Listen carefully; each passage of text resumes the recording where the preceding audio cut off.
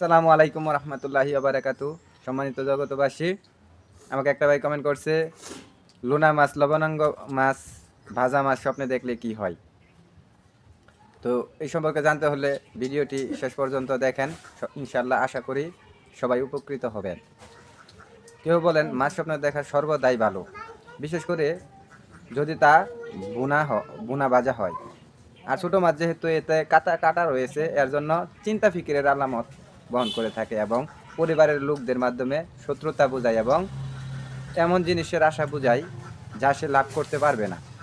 তাজা মাছের মাংস, তেল, খোসা ইত্যাদি মরুক হতে বা খেতে দেখা সম্পদ ও মালের গনিমত বোঝায়। কখনো উক্ত মালে গনিমত বা ধন সম্পদ বাদশা বা স্ত্রীর পক্ষ হতে অর্জন হতে পারে। তো স্বপ্নের ব্যাখ্যাটি বলবেন একটু প্লিজ। দেখেন, সুলেমানি খাতনামায় উল্লেখ করা হয়েছে, স্বপ্নে কেউ যদি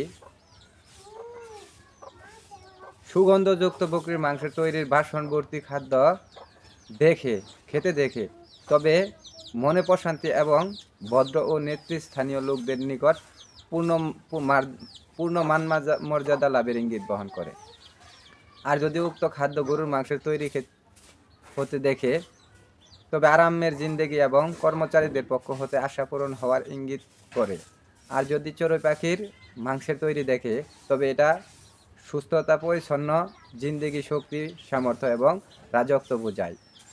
আর যদি অন্য পাখির মাংসের তৈরি দেখে, তবে খাদ্য সে পরিমাণ চর্বিযুক্ত হবে, সে পরিমাণ ব্যবসা বাণিজ্য অথবা ধনী লোকের উপর প্রাধান্য বোঝাবে। ভিডিওটি সবার কাছে শেয়ার করে দেবেন, আর লোক সমাজে যদি শেয়ার করে দেন, ইনশাল্লাহ সবাই উপকৃত হতে পারবে। সাদা যে কোনো খাদ্য, পানি সম্পর্কীয় স্বপ্নে দেখা, এটা আনন্দ ও সৌন্দর্য বোঝায়। তবে মাঠা যেহেতু তাতে তেল বা চর্বি জাতীয় কোনো কিছু থাকে না, তাই এটা অত্যাধিক চিন্তা বোঝায়। বুরহানি বা টক দুধের তৈরি খাদ্য কম ক্ষতি বোঝায়। জব বা বালির ঝুল রোগব্যাধি ও কষ্টক্লান্তির মাধ্যমে রিজিক বোঝায়। ছাতু, দুধ মিশানো পাকানো খাদ্য দেখা, যদি এতে চর্বি থাকে, তবে নিম্ন ধরনের ব্যবসা বাণিজ্য কিন্তাহ অধিক মুনাফা বোঝায়। সদয়কার মানি রহমতুল্লাহি আলাই বলেন, যার মাধ্যমে পরিবারের ভরণ পোষণের ব্যবস্থা হবে, যা বাজার নিয়ন্ত্রিত হবে,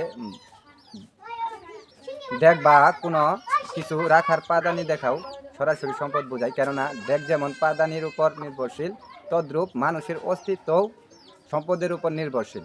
তো সবাই ভালো থাকবেন। আল্লাহ হাফেজ।